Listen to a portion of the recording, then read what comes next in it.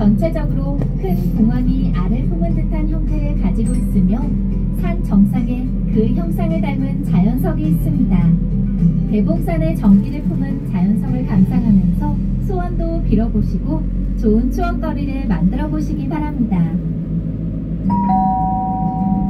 우리나라 전국의 명산은 나름대로의 전설을 간직한 곳이 많습니다. 대봉산도 재미있는 전설과 이야깃거리가 많이 있는데요. 그 대표적 이야기 중 하나가 신라시대 어떤 학식이 높은 선비와 이무기 여인의 산 정상을 향한 깨달음의 여정을 그린 천령비산 궁왕음입니다. 가지고 계신 안내책자에 그 원문이 실려 있습니다. 원래 민담의 형태로 고전으로 전승되어 오던 것을 작자 미상의 한양 출신 선비가 한시로 엮었던 것인데 현재 한시는 소실되고 공문본만 남아 전해지고 있습니다. 그러면 승객 여러분의 대봉산에 대해 걸릴 무렵이면 학사를 위해 나이든 병자 하나가 낚싯대를 들고 앉아 있었습니다. 선생님, 낚시는 못이나 포구에서 하는 것이 아닙니까? 왜 공중에다 낚시질을 하는 것입니까? 옛날 주나라 태국망은 물고기 대신 세월을 낚았다고 하지 않습니까? 그러면 뭔가 때를 기다리는 겁니까? 글쎄요. 한때 가야산에 머물던 선생이 천령군으로 돌아온 것은 나이 53이 되는 해였습니다. 당시 천하는 기울어져가는 신라와 후고구려, 후백제로 분열되어 혼란스러운 난세였습니다. 제1장 괴소문. 어느 날 대관림을 둘러보던 선생이 백성들에게서 이상한 소문을 들었습니다. 관아의 서쪽에 시루소라 불리는 웅덩이가 하나 있는데 옛날부터 이 웅덩이엔 큰 뱀이 살고 있어 비가 많이 오면 웅덩이에서 우는 소리가 들리고 비가 그치면 울음도 그쳤다고 합니다. 그런 배틀에는 떡을 찌는 시루를 닮았다는 시루소가 있습니다. 주민들은 이 소에 사는 뱀을 예로부터 마을의 소신이라고 생각했습니다. 장마가 그치고도 울음소리가 계속 난다든지 뱀들이 모습을 나타내지 않으면 마을에 좋지 않은 일이 생기거나 사람이 죽는 일이 생긴다고 믿었습니다. 주민들은 이것이 뱀의 노여움을 샀기 때문이라 여기고 뱀의 노여움을 풀기 위해 제사를 지냈는데요. 현재도 매년 1회씩 동제를 지내고 있습니다. 대봉산에는 뱀이 많은데요. 이러한 전설과 관련이 있지 않을까 합니다. 승객 여러분이 차를 대셨던 주차장 아래에 저수지가 있습니다. 그곳이 바로 예전 시루소 터였습니다. 제2장 요물. 시루소에 이른 선생이 근처를 둘러보니 과연 구슬픈 곡성이 들렸습니다. 자세히 보니 붉은 뱀 소녀 미물의 몸으로 품을 수도 이룰 수도 없는 소원이 두 가지 있어. 그 헛됨을 아니 이리 슬퍼하나이다. 그래, 그 소원이란 게 무엇이오? 웅덩이의 미물은 저 높은 천령의 햇빛을 쬐면 몸이 타서 재가 되고 맙니다. 하지만 산봉우리 위에 오르고 싶어요. 그것이 첫 번째 소원입니다. 이 세상에 난 것이 다 귀하지 않은 것이 없거늘. 조소, 내 일면식 없는 아가씨를 위해 오를 구해보리다. 제3장 입산. 낙엽이 떨어진 늙은 나무들은 안개 속에 쌓이고 새소리도 들리지 않는 깊은 산속. 사람의 발길이 닿지 않는 산길은 오르기가 여간 어려운 게 아니었습니다.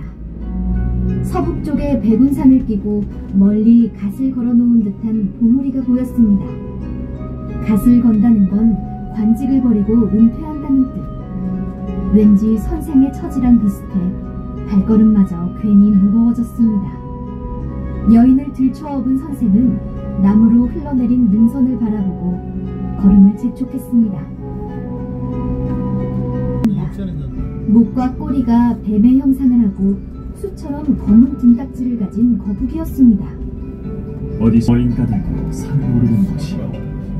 비록 입신양명하여 나라를 바로 세우려 했으나 뜻을 이루지 못하였어. 이 아가씨의 소원이 저 산에 오르는 것이오. 그조차 못 들어준다면 대장부로서의 삶이 부끄럽기 때문이요. 떨어지는 물은 다시 거스를 수 없으니 지는 해를 어찌 막으리요. 꽃잎은 금방 시들지요. 선생의 길을 가시오. 선생이 등을 돌려 발걸음을 깃들어 노래하였다는 이야기가 전해졌습니다.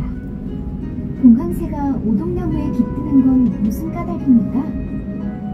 오동은 잘라내도 이듬해 남은 가지에서 다시 줄기를 뻗는다. 그렇게 봉황새처럼 푸른 절기를 이어가기 때문이 되지요. 소녀 저 샘물을 마시고 하늘에 지성을 드리면 다음 생에는 새로 태어날 수 있을까요? 신라 원효대사랑분이 말씀하셨지요. 모든 것은 마음먹기에 달렸다고요. 하지만 전설에 따르면 대봉의 기운을 따라 샘물이 대봉고개를 넘어가 건너편 원산마을 쪽에 고여 새로운 샘이 생겼다는 얘기가 있는데요. 대봉의 기운을 받아서인지 예로부터 원산마을은 별빛이 유난히 촘촘하고 밝아 별이 쏟아지는 마을이라 해서 월성촌이라 불렀습니다. 이에 함양군에서는 원산마을의 별빛을 고스란히 담은 터에 숙박시설을 조성하고 대봉 캠핑랜드라 이름 지었습니다. 제6장 는 서쪽의 태백신. 선생이 말한 거북은 북쪽의 기운이 나무로 뻗치는 것. 곧 고려가 신라를 침범하는 형세가 아니겠소. 태자는 서에서도 흥하고 계룡은 동으로 기우니 이를 너희 알고 허니 만국을 위해 괴로움만 말고 새 군왕을 조자 뜻을 펼치는 건 어떻겠소.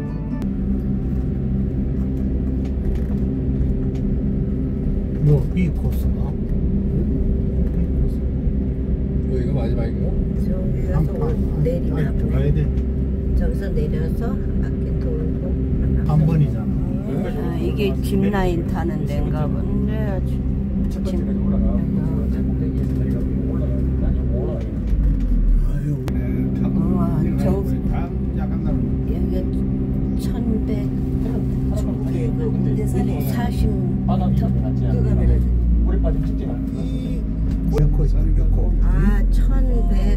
1144m 해발. 여기가 그 얘기가 백호? 승객 여러분, 오른쪽을 보십시오. 옛날 대봉산을 주름잡았던 우리 민족의 영물 백호입니다. 이야기 속에서는 호백제를 건국한 경연장군을 상징하는 동물로 등장합니다. 백호는 선생에게 주군을 바꾸는 것이 어떻겠냐며 신라에 대한 충성심을 은근슬쩍 떠보지만 선생은 이런 지하에 거절합니다. 제7장 용천석.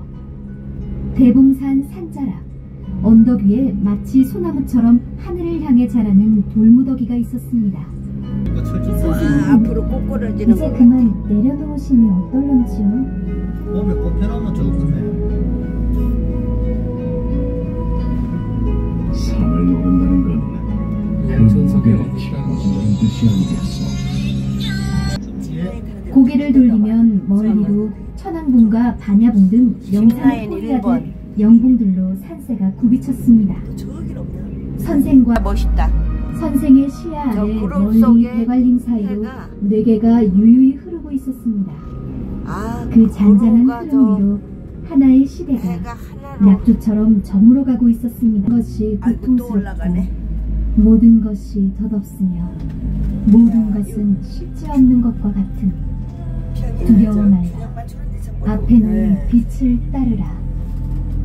산다는 건 수레바퀴와 같은 것. 여기 열의 불법이 있으니 중생은 들으라. 해탈을 깨우치면 삼남한상 위에 해안을 얻고 깨달음을 얻을지니 수레바퀴 같은 윤회의 굴레에서 벗어나 그 찔들만한 번뇌마저 벗어던지니 천상의 것이로다. 선생과 여인은 산을 내려오지 않았습니다. 그 후 시루소의 울음소리는 더 이상 들리지 않게 되었죠. 수련을 거듭하던 선생은 오랜 세월 자리에서 꼼짝하지 않았습니다. 그리고 그 자리에 우뚝 솟은 바위 하나가 되었죠. 그 바위는 이 푸른 이끼가 낀 산정상에서 벽화 보는 또는 선인바위라 하는데 여기서 기도한 신반이들이 있습니다. 훗날 그 재 속에서 알을 깨듯 큰 새 한 마리가 날아올랐습니다. 사람들은 그 새를 소원을 이룬 이무기, 대봉산 봉황이라 부르게 되었고 하늘제 너머로 흩어지는 봉황의 노랫소리를 봉황음이라 하였습니다. 저쪽 봐 저쪽. 아 저쪽 좀 찍어. 찍지 마라. 찍지 마라. 그 말소리 들어가지 마라. 멋있어. 나 이러고 있어. 찍어봐. 응, 멋있어. 원래 멋있어. 위에서 찍어. 위에서 찍으면 돼. 저기 가갖고 여기서보다는 저 올라가서 이렇게 내려다보고 찍어보죠. 와, 저 구름. 다른 거 보여주지. 내려갈 땐 저로 가는 거. 들이 이런 맛에 하는가 봐. 올라오면 그 성취감. 앞산이 몇 메다죠? 정상이. 저기 가면 군청이.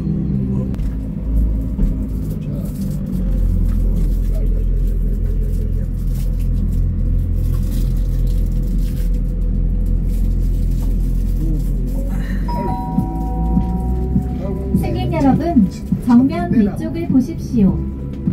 중간에 밑동이 잘려나간 형태의 봉우리 같은 것이 보일 겁니다. 조금 전 이야기 속에 등장하는 용천석입니다. 예전에 용이 승천하는 것처럼 하늘을 향해 자란다고 하여 용천석이라 불리는 자연석이 있었습니다. 그러나 아쉽게도 일제강점기 때 훼손되어 지금의 모습이 되었다고 합니다. 일본 놈들이 해서 안 쓰긴 되나 보다. 승객 여러분, 이제 곧 정상에 도착합니다. 이야기 속의 주인공인 이분은 누구일까요? 주인공이 고은 최치원 선생이라는 설도 있고 덕망 높은 미상의 학자라는 설도 있습니다. 선생이 소원바위, 즉 대봉산 산신령이 되었다는 전설은 민담의 형태로 오랫동안 전승되어 왔습니다. 자, 이제 상부 승강장에서 내리시면 오른쪽으로 소원바위가 나옵니다. 바위 옆에 가시면 소원바위가 된 선생을 만나보실 수 있으며 그 옆에 큰 세건이랍니다. 소원바위를 한 바퀴 돌면서 대봉산 산신령께 소원을 빌어보시기 바랍니다. 자, 그때 머리를 조심하여 주십시오. 정상 관광이 끝나시면 다음 차량을 이용해 하산하여 주시기 바랍니다. 네, 이곳은 함양의 대봉산의 정상에 올라왔습니다. 여러분들이 보시는 것 같이 대봉산 소원바위.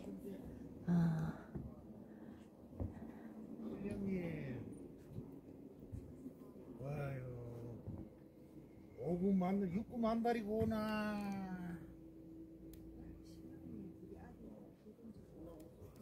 여기가 소원바위라고 합니다.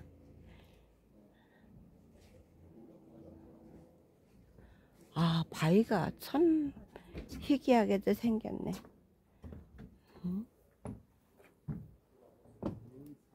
자연 그대로.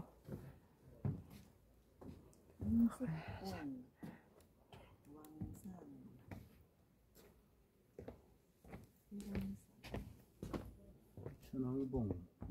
저기 저 구름이 있는데 저 제일 높은 게 천왕봉, 지리산 천왕봉. 저쪽에 집이 우석봉, 마녀봉, 마리봉.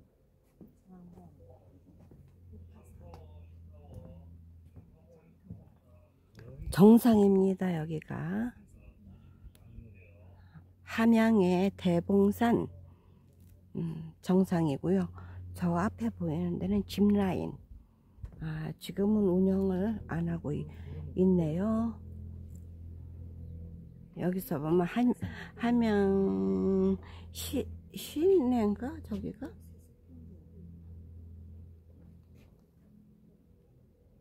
구름이 너무 이뻐요. 와, 구름 진짜 그림 같아. 이렇게 와서 보면은 세상 시름 다 읽고 세상 근심 다 털어버리는 그런 힐링의 시간. 여기 실령 여기서 바라보는 아래로 내렸다 보니까 끔찍하네. 야, 정상에 이렇게 구름하고 가까우니.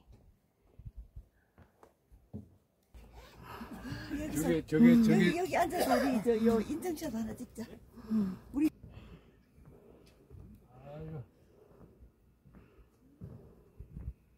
하나 둘